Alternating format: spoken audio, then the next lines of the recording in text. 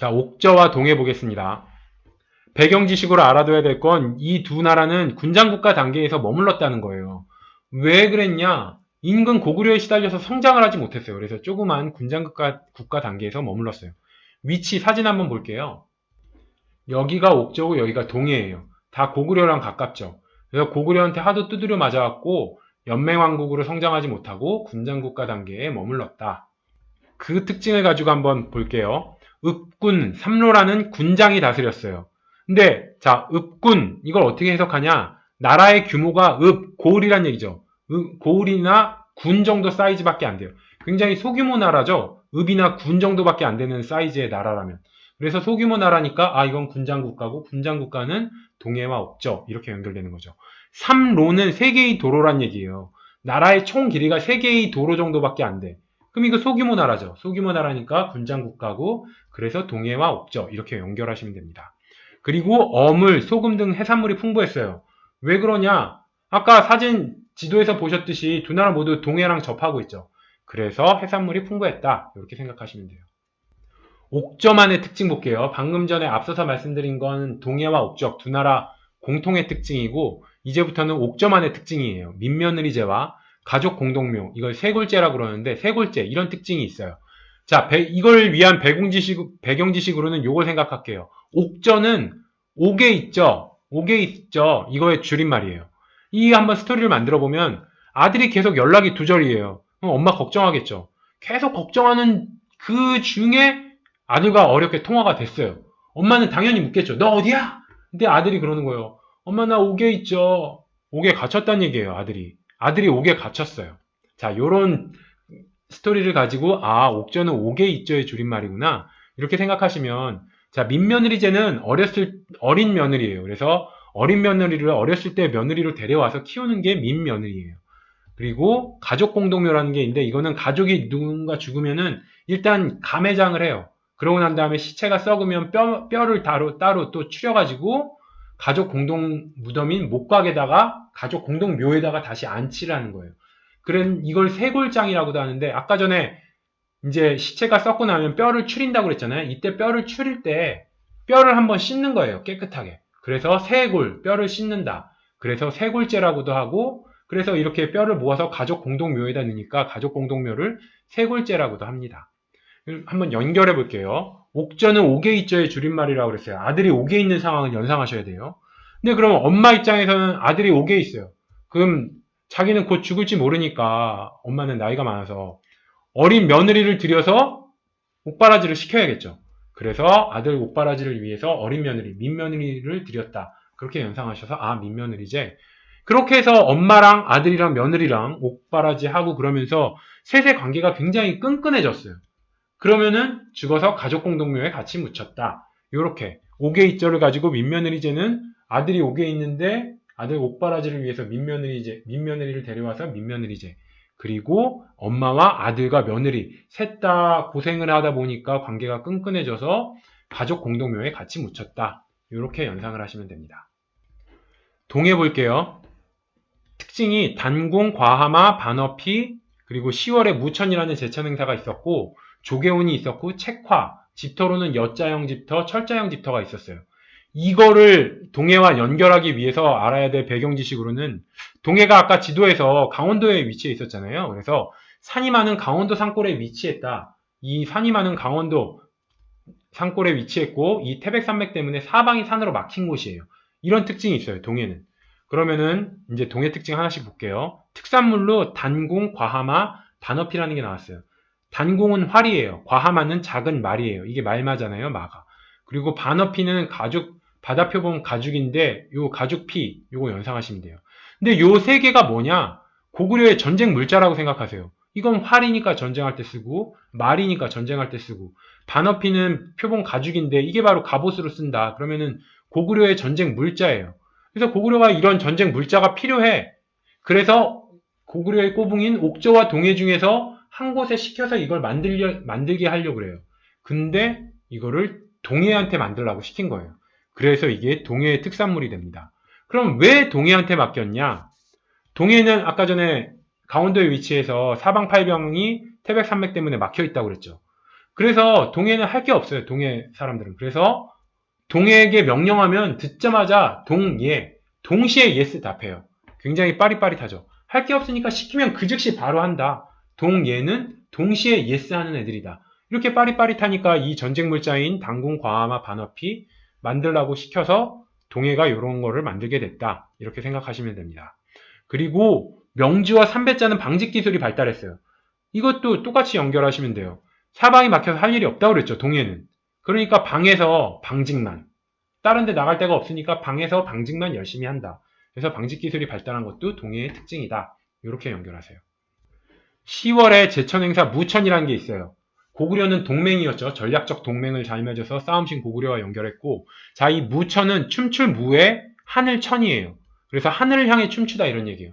아까 동해는 사방이 다 막혀 있다고 그랬잖아요. 그럼 뚫린 곳은 어디예요? 땅도 막혀 있죠. 전후좌우 다 막혀 있어요. 하늘만 열려 있죠. 그래서 동해는 하늘을 향해서 춤을 추는 거예요. 그래서 제천행사, 무천, 동해 연결이 되죠. 사방이 막혀 있어서 하늘만 열려 있으니까 하늘을 향해 춤췄다. 이런 식으로. 조계원도 동해랑 한번 연결해 볼게요. 동해는 사방이 막혀 있다고 그랬죠. 폐쇄적인 생활을 하는 곳이에요. 모두가 가족이라고 할 수 있어요. 그러니까 결혼은 족 외에서. 책화 볼게요. 각 부족의 영역을 함부로 침범하지 못하게 한 거예요. 책화 말 그대로 해석하면 화를 책망하다 이런 얘기예요. 여기서 화가 바로 뭐냐? 다른 부족의 영역에 침범하면 화를 끼친다고 생각하거든요. 그래서 책화는 화를 책망하는데 화는 다른 영역에 침범하는 거예요. 그래서 이것도 한번 연결해 보면 동해는 사방이 막혀서 폐쇄적인 생활을 했다고 그랬죠. 그러니까 외부인의 침입을 불허하는 거예요. 허락하질 않아. 그래서 책화다. 책화랑 동해 연결이 되죠. 그리고 집터가 발견돼요. 철자형 집터, 여자형 집터가 발견돼요. 요거 사진 한번 볼게요.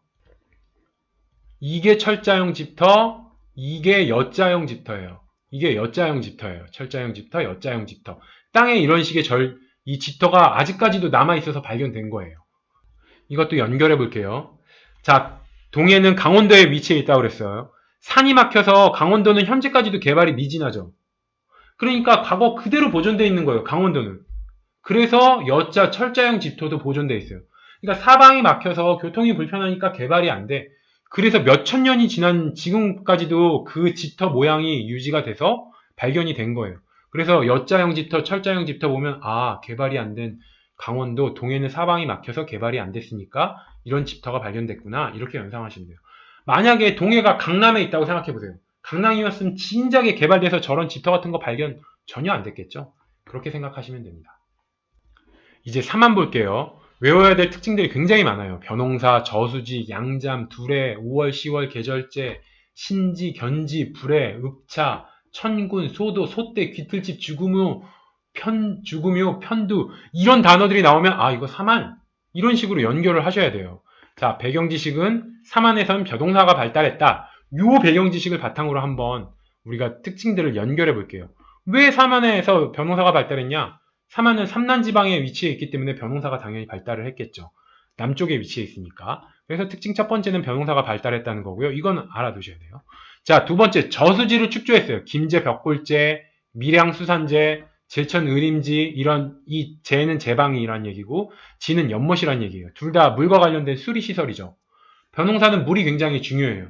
그러니까 이런 제방이나 연못이 있는 이런 명칭들이 나오면 아 변홍사 발달한 사만 이렇게 사만의 특징이라는 걸 외워 놓으셔야 돼요.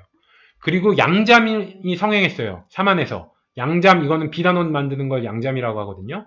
자 초기 국가 중에서 남쪽에 위치한 나라는 사만과 동해예요. 근데 추운 북쪽 국가에게 옷은 단지 방한, 따뜻하기만 하면 돼. 그럼 남쪽 국가에게 옷은 뭐냐? 패션, 예뻐 보여야 되고 감촉, 부드러워야 돼요. 근데 이 남쪽 국가가 선호하는 옷에 딱 맞는 게 바로 뭐예요? 비단옷이죠. 그래서 남쪽에 위치한 동해와 사만에선 양잠, 비단옷을 만들었다. 그래서 양잠을 한 곳은 동해와 사만이다. 특히 사만에서 많이 만들었다. 이렇게 생각하시면 됩니다.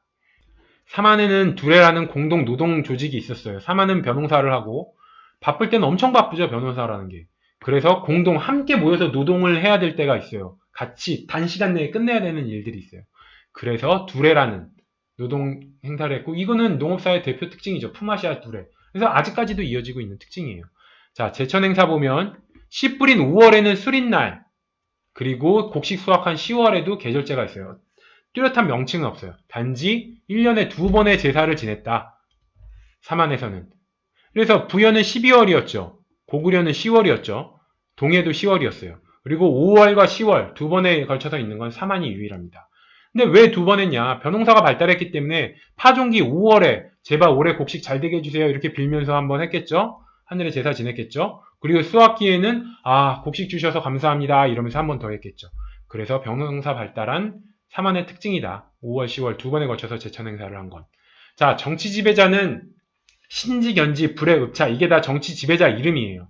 그 중에서 신지, 견지는 큰 부족이에요. 자, 연결해 볼게요. 신지, 견지 이게 연못지예요.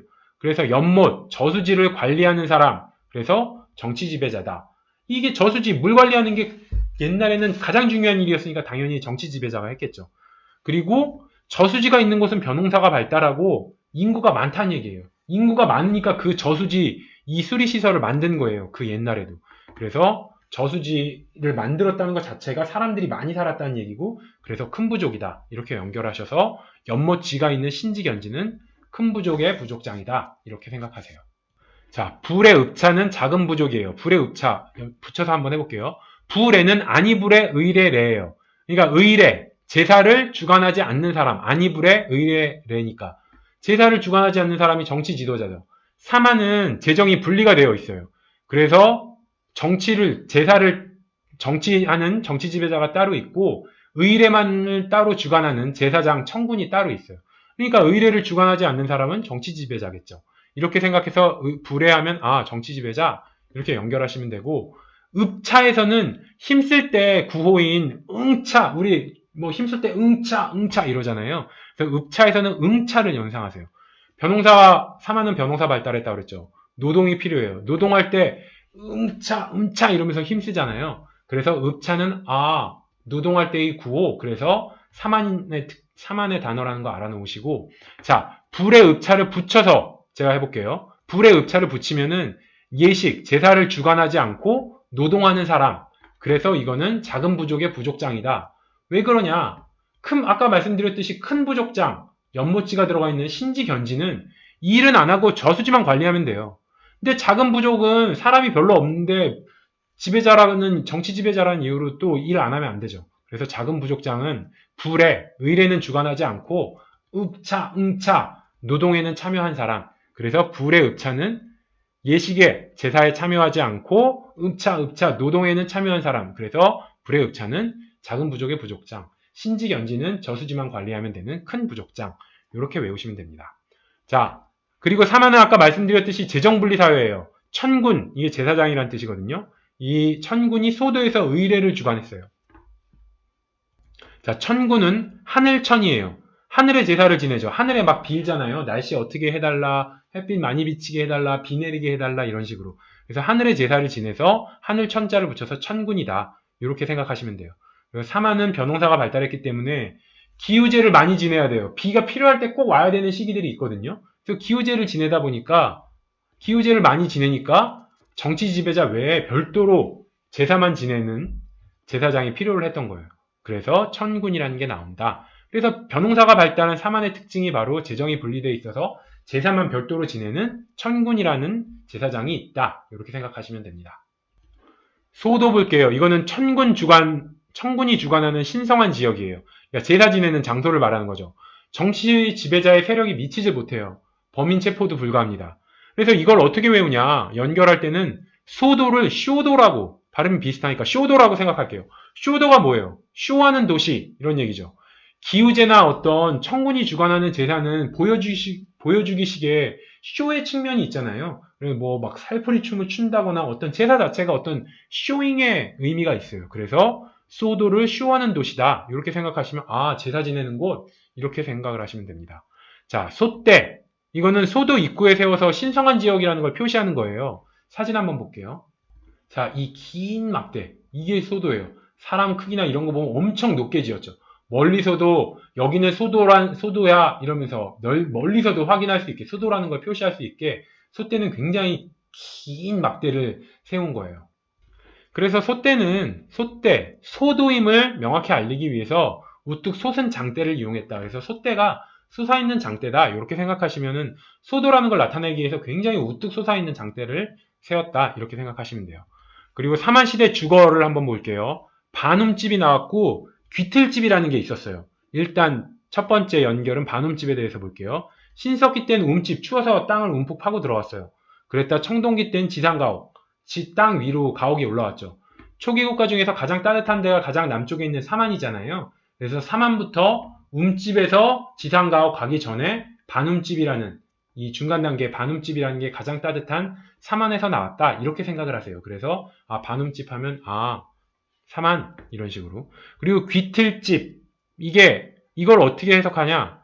귀틀집을 귀신 들린 집 이런 식으로 생각을 하시는 거예요. 귀들집 귀신 들린 집 이런 식으로. 삼한은 아까 전에 제사가 발달했고 종교가 발달했다고 그랬죠. 기우제를 지내면서. 그래서 종교가 발달하면 귀신 이런 존재를 믿는 거예요. 신의 존재를. 그래서 재정분리 사회인 삼한에서는 귀신 들린 집 아마 소도에 있었겠죠. 그래서 귀신 들린 집이라고 귀틀집을 생각하셔서 이건 삼한의 집 이런 식으로 삼한을 연상하시면 됩니다. 장례 풍습에는 새 깃털을 함께 묻었어요. 아까 잠깐 솥대 사진 다시 볼게요. 여기 솥대에 보시면 여기 끝에 이게 새 모양이거든요. 이게 무슨 의미냐? 새가 종교적인 의미가 있다는 거예요. 새가 하늘을 날아다니죠. 그러니까 하늘을 보고 제사를 지내는데 새가 하늘을 날라. 그러니까 굉장히 새의 어떤 종교적인 의미를 부여해서 장례할 때는 새의 깃털이라도 같이 묻었다. 그래서 이것도 삼한의 특징이구나. 장례 풍습. 종교가 발달한 삼한의 특징이구나. 이렇게 연결하시면 돼요. 그리고 삼한의 위치 한번 볼게요. 마한, 변한, 진한. 위치가 어떻게 되는지 가끔 헷갈리시는 분이 계시더라고요. 볼게요, 사진. 이게 이렇게 있으면은 마한, 진한, 변한이죠. 이게 엉덩이라고 생각하면 이 변한의 위치가 엉덩이의 중간이죠. 변, 응가, 연상이 되죠. 변, 응가. 그래서 연가를 변한에서 변은 응가, 엉덩이 중앙의 하단 이렇게 해서 삼한의 위치 변한만 파악하시면 됩니다. 자, 변한 특징 볼게요. 철이 많고 낭랑, 외 등의 수출을 했어요. 제가 앞서서 한번 말씀드렸는데 한무제가 공격하면서 위만조선의 일부 지배층이 삼한으로 남하를 했다고 그랬죠. 그래서 이게 변한이랑 가야에 영향을 줬는데 위만조선의 특징이 뭐예요? 철기 발달하고 중개무역 발달한 거잖아요. 그 특징이 그대로 변한으로, 그대로 가야로 이어지게 됩니다. 그래서 변한의 특징에 철기가 발달했고 낭랑, 외 등의 수출을 하면서 중개무역도 잘했다. 이 특징을 알아놓으세요. 자, 마한만의 특징, 마한 무덤에 주구묘와 옥무덤이 있어요. 자, 이거 배경비 주식으로 일단 주구가 뭔지, 주구는 달릴 주의 개구예요. 그래서 달리는 개. 그래서 앞잡이라는 뜻이에요. 물론 주구묘에서 주구는 그런 뜻이 아닌데, 그냥 일반적으로 주구라는 뜻은 앞잡이라는 뜻이에요. 달리는 개. 그래서 어떨 때 쓰냐? 만약에 그 독립운동하는 사람이 친일파를 죽일 때 이렇게 말하죠. 이 외놈의 주구, 민족의 이름으로 널 처단하겠어. 이러면서 이때 외놈의 주구, 이게 외놈의 앞잡이 이런 얘기잖아요. 자, 요런 주구가 앞잡이라는 뜻이다. 요걸 생각하셔서 한번 연결을 해볼게요. 삼한 중에서 마한의 힘이 가장 셌어요. 그래서 만약에 한번 상상을 변한과 진한을 식민지로 삼았다고 한번 생각을 해볼게요. 일제시대 친일파처럼 진한이나 변한 사람 중에서 마한 편에 드는 사람, 그 마한의 주구겠죠. 이 마한 편에 드는 친일파 같은 친마파가 나타나겠죠. 이런 사람들을 뭐라고 불러요? 마한의 주구라고 부르겠죠. 아까 전에 이 외놈의 주구 이랬듯이 마한의 주구, 친마파가 나타나서. 그래서 마한의 주구라는 단어랑만 익숙해지시면은 마한의 주구묘 이렇게 연상을 하시면 됩니다. 그래서 제가 길게 말씀드렸는데 이 마한의 주구 요거만 연결하시면 돼요. 자, 연결 두 번째. 가장 힘이 센 마한. 당시에는 옹, 이게 항아리란 뜻이잖아요. 항아리 옹이니까. 장독대의 독과 같은 뜻이에요. 그래서 이 항아리가 굉장히 귀했어요. 근데 마한의 힘이 가장 세니까 힘센 마한만이 귀한 항아리를 무덤으로 이용할 수 있었다. 이렇게 생각하세요. 그래서 옥무덤도 마한의 무덤이구나. 이런 식으로 마한과 연결시키면 됩니다. 그리고 변한과 진한에서도 특징이 있어요. 편두라는 특징이 있는데 어린아이 머리를 돌로 눌러서 평평하게 만드는 풍습이에요. 이것도 연결해보면 가장 힘이 센 마한 사람이 있으면 변한과 진한을 식민지로 삼았다고 생각해 볼게요. 그럼 진한이랑 변한 사람들은 마한 사람 앞에서 항상 머리를 땅에 쳐박았어야 했어요. 어린아이들도 마찬가지였겠죠. 그래서 진한이나 변한 어린이들이 마흔 사람들을 볼 때마다 머리를 땅에 조아려요. 근데 어린애들 머리는 말랑말랑하잖아요. 그래서 자꾸 땅에다 머리를 조아리고 쳐박다 보니까 머리가 납작해졌다. 그래서 변형과 진화에는 편두라는 특징이 나타난다. 이렇게 연결하시면 됩니다.